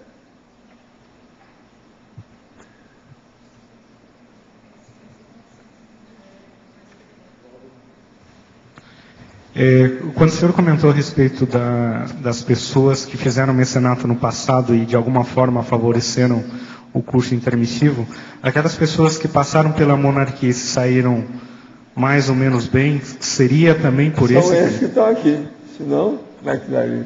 Mas isso foi uma vida Nós temos pontual. gente do povo dos médicos aí.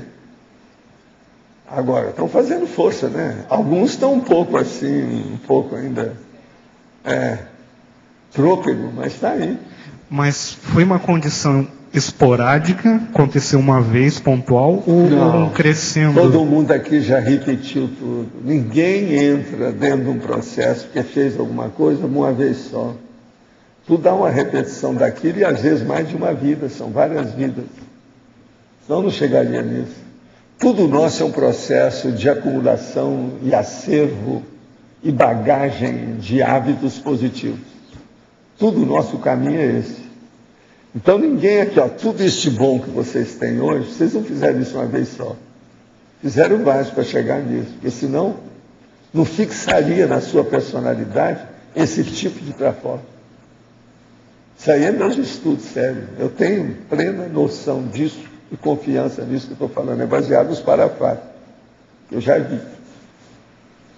Professor Valdair, o aspecto positivo disso seria a experiência adquirida, o fato do povo todo estar calejado? A experiência adquirida, a maturidade, aquilo que eu chamo traquejo evolutivo.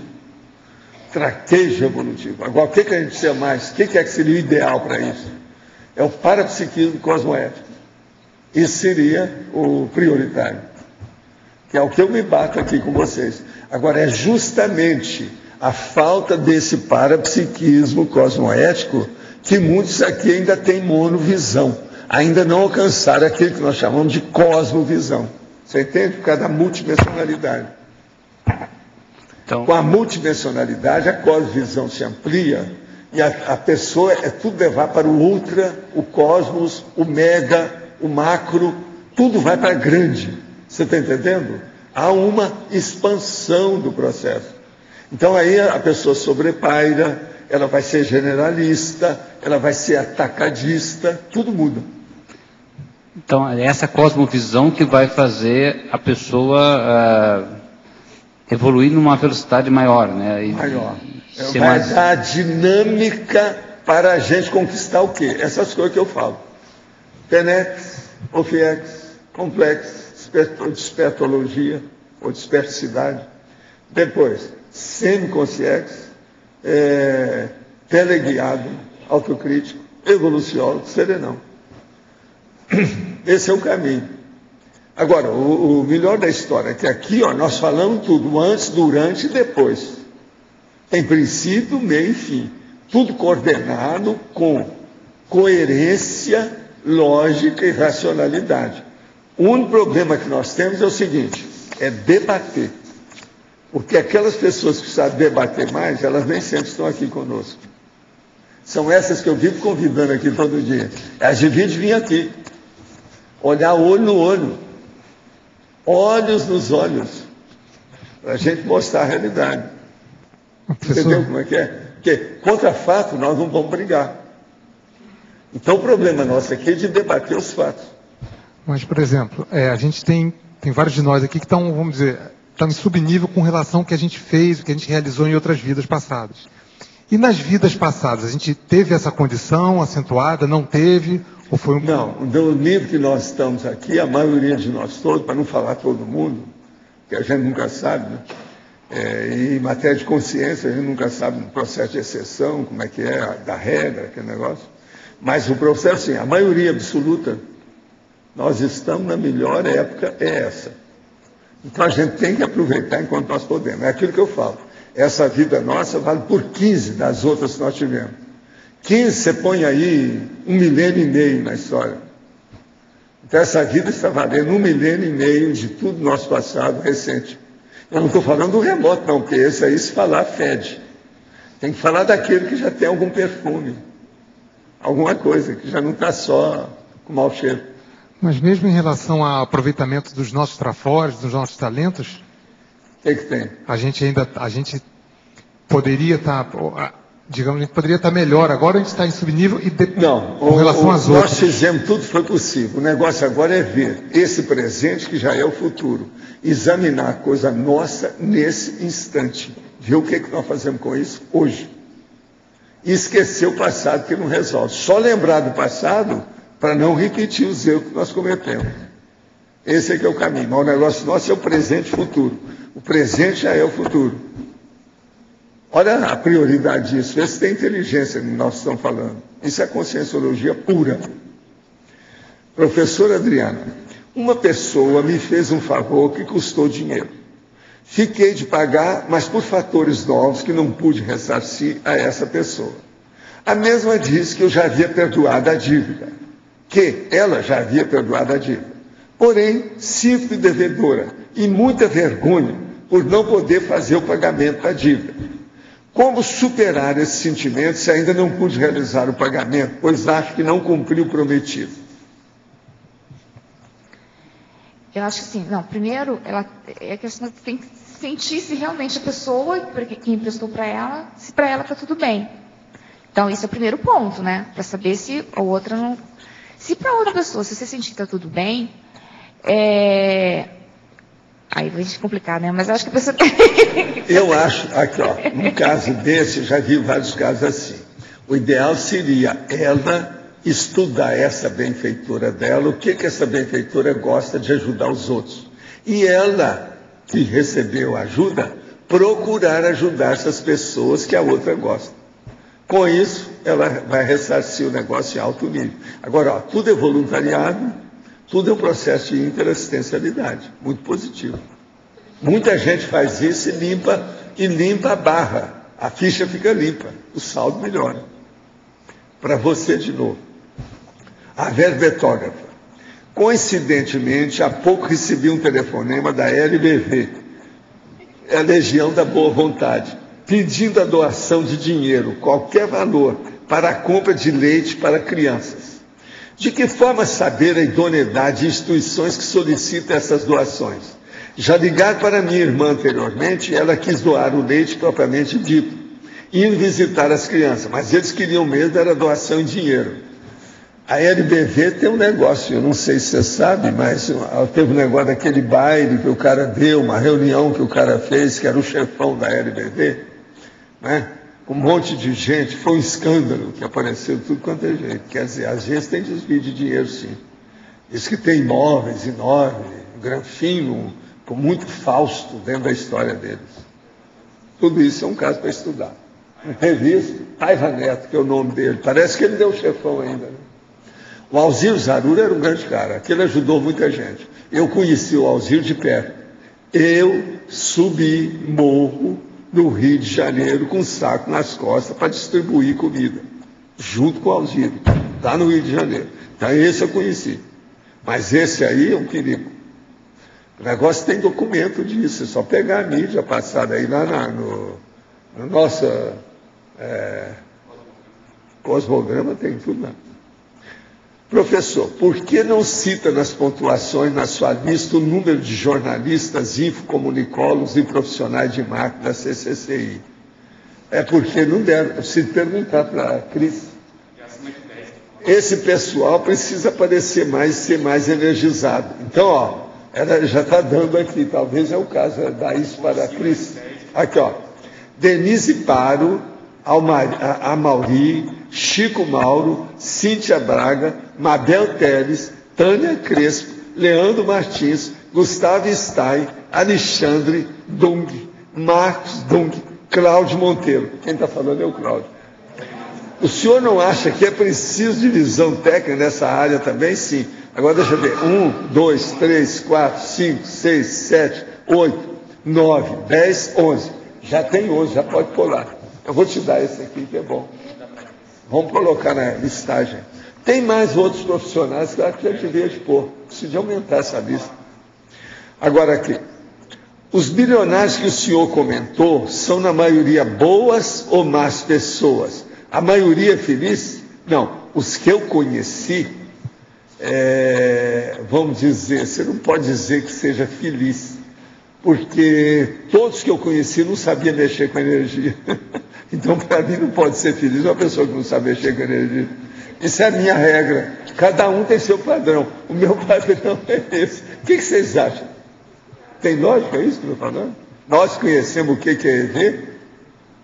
Esses não tinham. Agora, outra coisa. Todos eles eram desassussados. Quer dizer, tudo desassossegado. Tinha muito problema em cima. E outra coisa, o que eu vi até alguns junto na família, dentro de casa, com problema com a mulher. Sabe como é que é? E a mulher, às vezes, é que estava certa, ele estava errado. Mas agora, a mesa dele era um problema, um processo, por causa de telefonema, tudo quanto é jeito. Esse eu fui lá dentro, vi as coisas de perto, examinei tudo, me pedi opinião. Agora, já tive casos assim de mulheres também, com processo internacional, tudo, eu vi de perto para ver. Agora, é aquilo que eu falo. Eu não desejaria trocar minha vida pela vida deles. Não desejaria trocar a minha casinha aí de Tarzan com a mansão deles. Não desejaria trocar o carro que eu ando aqui com o meu povo com os aviões a jato que eles têm. Sabe lá? Mas olha, pode falar. Professor, o senhor comentou a questão da importância do parapsiquismo cosmoético, né? De certa forma, a própria tertúlia, que ela fomenta muito esse processo desse estudo, dessa análise sistemática que gera. Porque somos só nós que estudamos o parapsiquismo de uma maneira lógica, sem imposição religiosa boboca. Mas ninguém. A própria parapsicologia entrou dentro dos processos da psicologia e da ciência convencional. É boboca também. O negócio nosso é ter liberdade de fazer investigação independente, ser pesquisador independente. A convergência do que nós fizemos hoje aqui é em prol a esse parapsiquismo cosmoético, de certa forma. Né? E cosmoético. Cosmoético. Esse povo nada deles fala em cosmoético. Religião só fala brigando com o outro.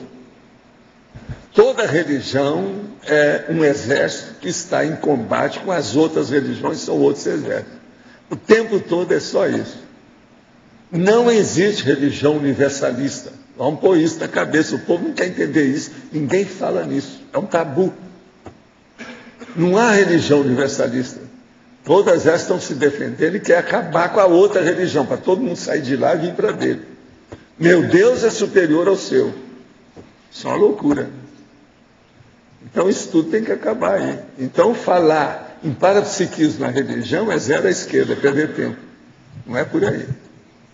Tem parapsiquismo o tempo todo lado, com materialista. Um dos caras que eu vi era super materialista e era um grande médium, mas não admitia nada disso. Agora, o melhor da história, eu cheguei a ver várias pessoas na minha vida que ele ficou incorporado, então fazia o processo todo da possessão, aquela sem-possessão naquele modo. Sentava na cama assim, ó, e falava todas as coisas para você, e era outra personalidade falando através dele. Depois ele voltava, ia dormir. E não lembrava de nada e não admitia aquilo que aconteceu. Agora, eu tentei fazer filmagem da pessoa quando ela entrasse nisso. Mas depois eu recuei. Eu ia acabar com a pessoa. Não dava certo. Ia ser um choque muito grande. Então você veja bem, há certos processos técnicos, terapêuticos, que são até muito bons, mas você precisa ter muito cuidado se for usar. Senão o doente morre da cura. Eu vi um caso que eu falei assim, o jeito é filmar, porque a pessoa não admite de modo algum. Outra coisa, as pessoas que estavam junto de mim, uma vez eu estava dentro de um carro, eu com a pessoa aqui, o homem atrás. Tinha um motorista e a outra pessoa na frente. Nós quatro ali dentro. Aí ele fica incorporado lá, começa a falar uma opção de batata e eu falando com calma as coisas todas. Os dois na frente ouvindo tudo dentro do carro. Ele volta assim, acaba o trânsito, ele não admite nada que ele falou, é impossível aquilo, e etc. Então ficou por isso mesmo. As outras pessoas tudo viram. Assim, é isso que eu já tenho visto na minha vida. Quantas vezes eu já vi isso? Então você veja, o processo de parapsiquismo tem que ser visto de uma maneira mais, vamos dizer, exata, decisiva, clara e cosmoética. Agora, o ectoplasta, quando chega aqui, por exemplo, quando começa a estudar, começa a ter essa visão de conjunto maior, a tendência dele não é diminuir um pouco o efeito físico e aumentar o efeito extrafísico? Não, ele vai, pouco a pouco, quando ele cai em si, ele vai levando para o discernimento do mental soma. Os fenômenos ficam secundários. É igual a minha vida. Eu não dou valor muito para fenômenos, vocês sabem disso. O meu negócio que eu olho, eu estudo o fenômeno, eu tenho que estudar, porque a maioria não entende nada disso. Agora, o processo, isso eu não dou valor. Eu dou valor para o conteúdo do fenômeno. Como eu dou valor para o conteúdo da ação de qualquer pessoa, em qualquer lugar, a qualquer hora. Porque nesse caso o foco está no parafato, e não no intrafísico em si. Né? Agora, o processo é o conteúdo da ação. Qual a finalidade? Qual o megafoco? Qual a evolução disso? Qual o resultado positivo, edificante, construtivo disso? O que isso acrescentou? O mais é bobagem. Professor, nesse caso onde a pessoa mediunizava e não lembrava, isso era um processo dela, íntimo? Não, aquilo é o problema da possessão. No caso aí, alguns são sem possessão, outros são possessão definitiva, grandona. Mas, por exemplo, assim, professor, o fato do senhor estar junto, ter um domínio das energias, predispunha que a pessoa aflorasse isso nela, ou ela tinha isso em outros casos? Eu não posso forçar a barra. Quando a pessoa está num transe desse, você não pode fazer força, não. Tem que ir com calma. Eu não sei se você estava aqui, se tinha alguém. Lembra daquele menino que uma vez começou a fazer uma estripulia aqui e eu fui atrás dele ali? Lembra? Que eu falei assim, não adianta nada isso que você está fazendo, não. Eu sei que é você. Não tem assediador nenhum com você. O assediador é só você mesmo. Ele ficou danado, começou a querer quebrar as coisas. Vocês lembram disso? Um rapazinho. Então a gente tem que ter cuidado com essas coisas para saber o que é. Você está entendendo? Senão... Mas, por exemplo, senhor, essas pessoas que incorporavam, em outros momentos, o senhor viu se elas incorporavam também? Isso acontecia em outras vezes? Mais de uma vez. Opa. Outra coisa, isso tudo já aconteceu aqui no CAEC. Já teve gente que falou assim, ó, você vai lá e dorme no mesmo quarto com a fulana. Porque de noite ela vai ter uma crise sem possessão. Você vai fazer assim, assim, assim, tudo bonitinho. Outra coisa, quando o povo tinha Basicom, eu estive aqui, depois tinha que viajar, falei assim, ó, cuidado que essa semana vai ter uma manifestação aqui. Aí o povo começou a rir de mim. Durante a semana, 2 dias depois daquilo, apareceu de noite, a mulher do cara saiu totalmente possuída, possessa. Aí ele conseguiu, chamou, etc., deu um jeito, do jeito que eu tinha já explicado para eles fazerem, para acabar, para fazer o exorcismo, o desassédio. Aí o que se passa? O cara saiu daquela mulher e passou para o outro que estava no outro quadro, aí a pouco veio a outra. E eles me contaram, eu comecei a rir, né, da história toda, mas aquilo deu jeito com o tempo. Ninguém admitia isso. Outra coisa, tinha um cara que vinha trabalhar aqui, porque a senhora dele já estava me ajudando há muito tempo no Instituto. Mas ele não admitia nada disso. Eu virei para ele e falei assim, essa semana você vai ter, assim, ó, meu dedo no nariz, essa semana você vai ter alguma experiência. E fiquei quieto. E aconteceu um negócio que ele viu uma pessoa possessa, do jeitinho que eu tinha falado, tudo igual. Agora o cara chegou lá, puxando os cabelos, lá para mim, isso lá no Rio.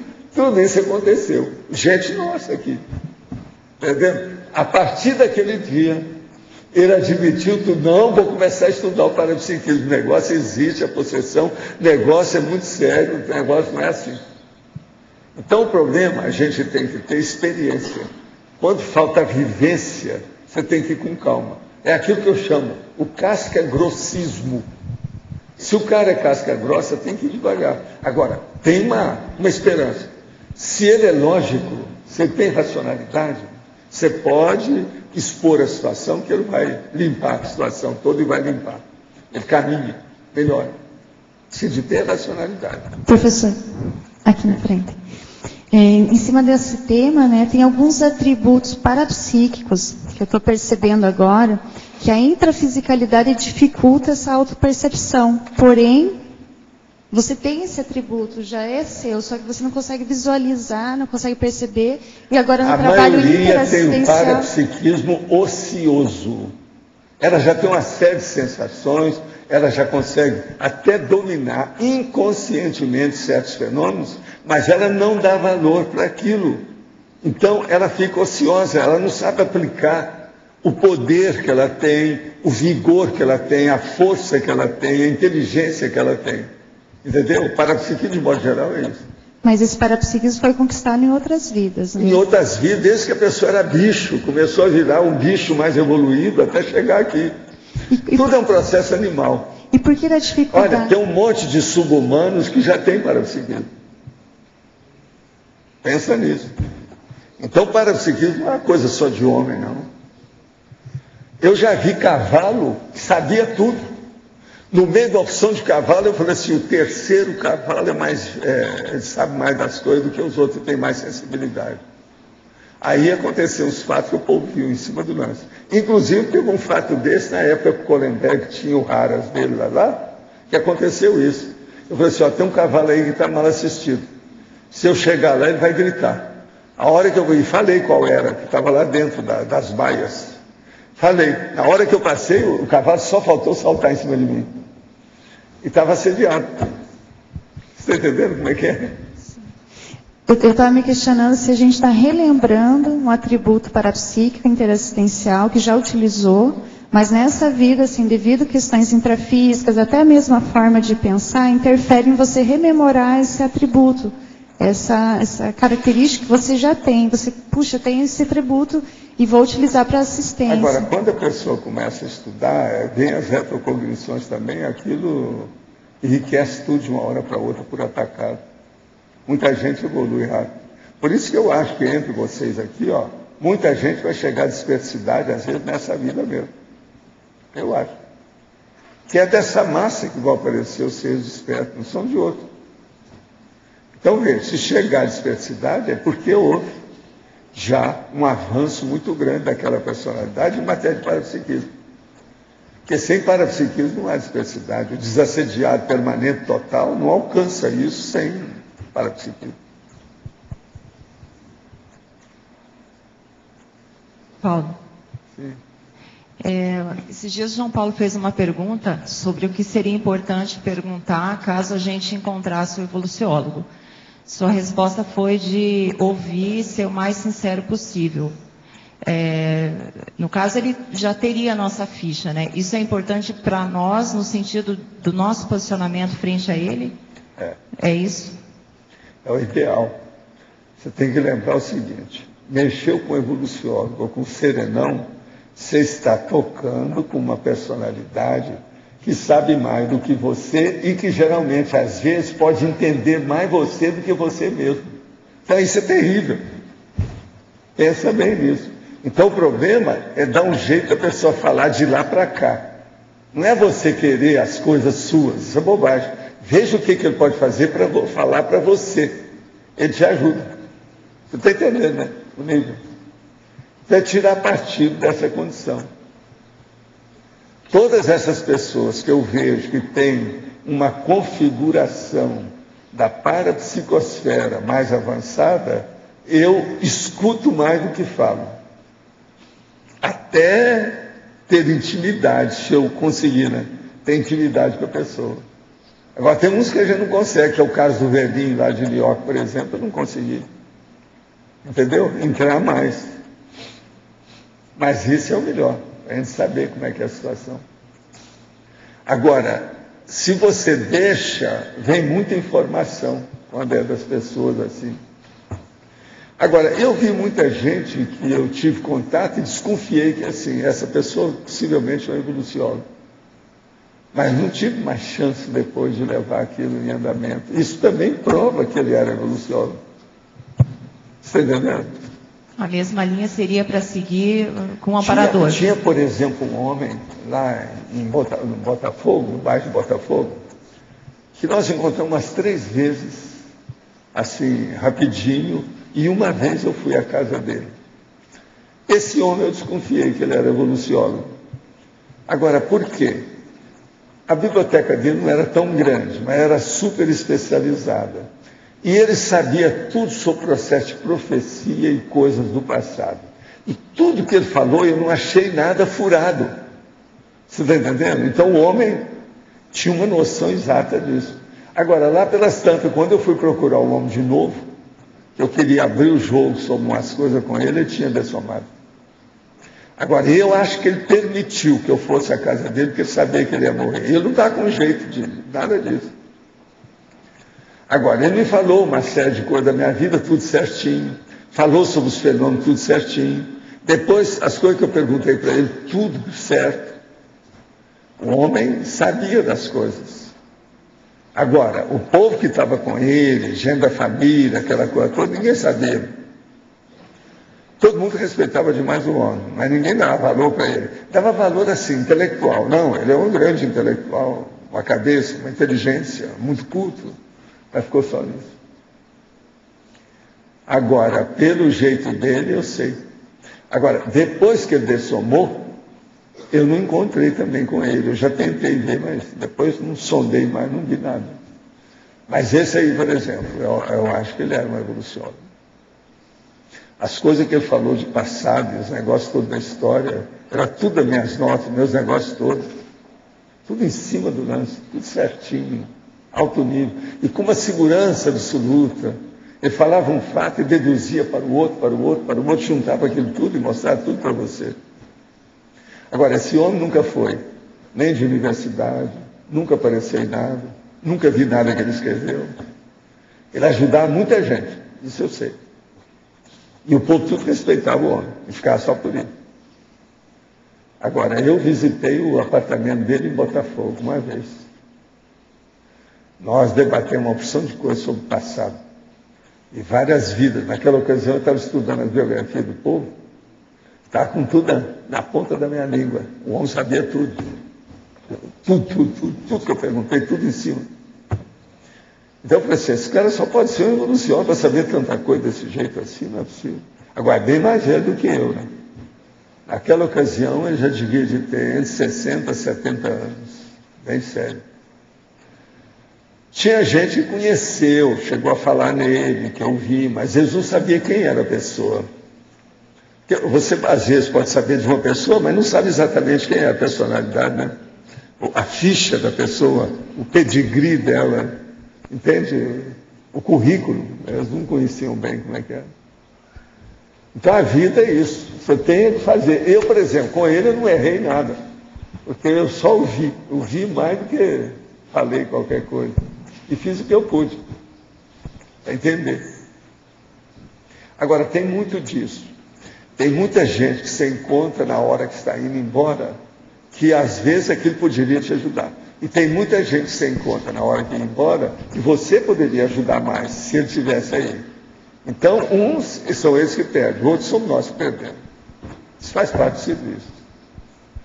Entende? Então, tem aquela pessoa, por exemplo, que era um médico, que ficou com câncer, na última hora já estava para morrer, quer dizer, negócio bravo. Tem gente é o contrário.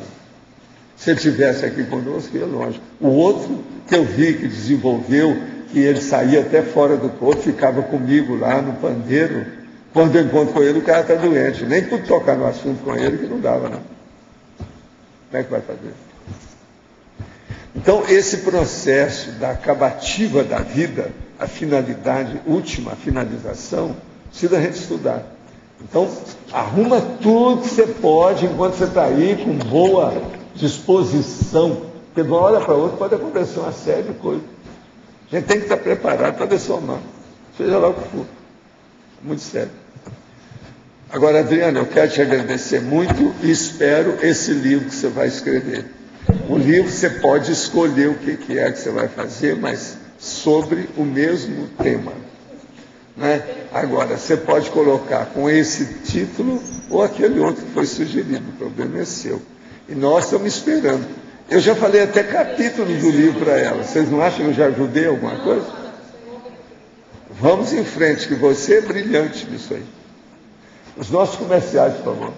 Obrigado. As pontuações de hoje: 91 assinaturas no livro de presença, 35 perguntas presenciais, 14 perguntas online, 26 votos presenciais e 8 votos online.